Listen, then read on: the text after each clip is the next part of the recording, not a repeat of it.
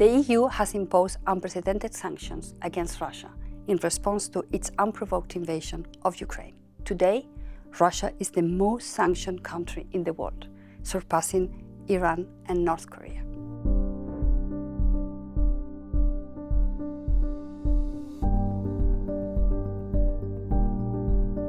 For the past 2 years, the EU has imposed key restrictions affecting Russia's banking system, energy sector, and access to dual-use technology of military equipment.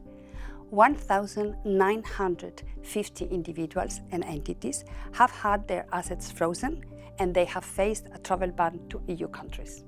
Sanctions also target entities involved in disinformation campaigns abroad.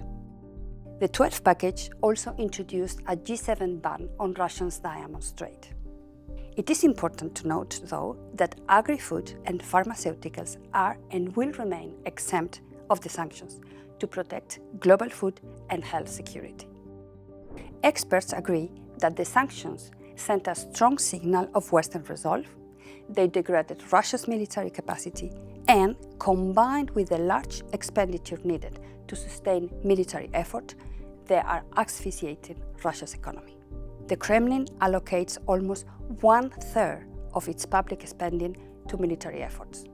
And in parallel, about 1/3 of government revenue depends on oil sales, now to fewer countries, primarily India and China.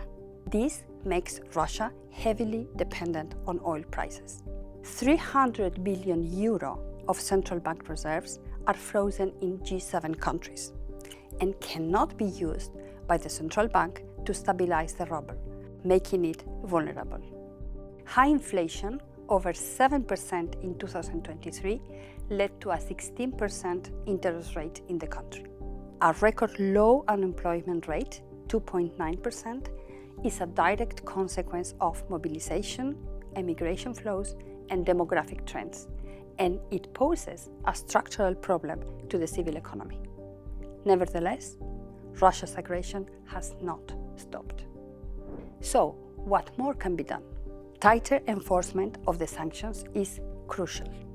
The 11th and 12th packages of sanctions were focused on minimizing loopholes, making it difficult, lengthier, and more costly to bypass the sanctions. They include specific tools to address sanctions circumvention, targeting economic operators in third countries as well.